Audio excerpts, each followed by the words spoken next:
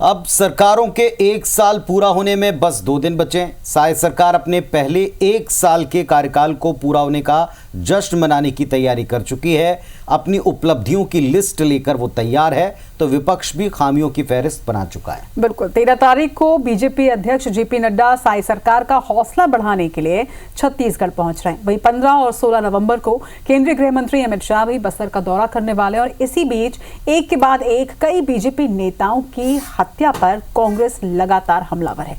कांग्रेस ने सवाल उठाया है कि बीजेपी के राज में उसी की पार्टी के नेताओं की टारगेट किलिंग आखिर क्यों हो रही है। इस पर IBC 24 की एक रिपोर्ट।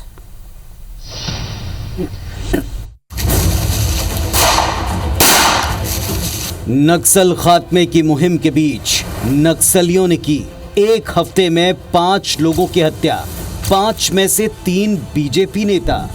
क्या अब भी जारी है टारगेट किलिंग? बस्तर, छत्तीसगढ़ समेत देश भर में नक्सलियों के पूर्ण सफाई के लिए जारी ऑपरेशंस और उसमें मिलती कामयाबियों के बीच सामने आई नक्सली करतूतों ने ये बड़ा सवाल उठा दिया। क्या नक्सली अब भी नेताओं की टारगेट किलिंग कर रहे हैं? क्योंकि नक्सलियों ने 1 हफ्ते में 5 लोगों की हत्या की, जिनमें से 3 बीजेपी नेता हैं। नक्सलियों ने बीजापुर में बीजेपी नेताओं को पुलिस का मुखबिर बताते हुए उनकी हत्या कर दी, जिस पर विपक्ष हमलावर है। पीसीसी चीफ दीपक बैज ने सरकार पर सीधा आरोप लगाते हुए तंज कसा कि बीजेपी सरकार अपने ही नेताओं की सुरक्षा नहीं कर पा रही है, तो फिर आम लोगों की क्या बिसात? विपक्ष का आरोप है कि बस्तर अशांत है, सरकार आदिवासियों को सुरक्षा नहीं दे पा रही है।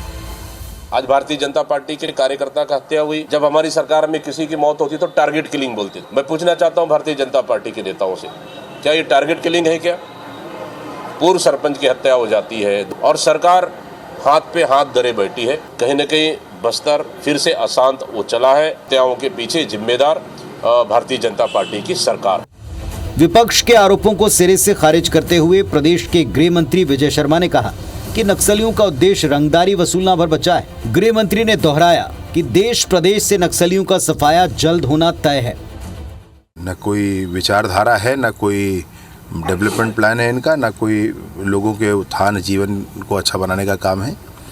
ये कुछ नहीं, अपना किसी तरीके से रंगदारी वसूल करके जीवन अच्छा करना चाहते हैं, अपना पैसा कमाना चाहते हैं, इसलिए नक्सली ऐसा कर रहे हैं। माननीय गृह मंत्री अमित शाह जी का दौरा प्रस्तावित है, तो हम जिंदा हैं ये दिखाने के लिए, हम सक्रिय हैं ये दिखाने के लिए निष्ठापूर्ण कार्रवाई कर रहे हैं, कायरतापूर्ण कार्रवाई कर रहे हैं। ये भी जल्दी समाप्त हो जाएगा, विश्वास रखिए।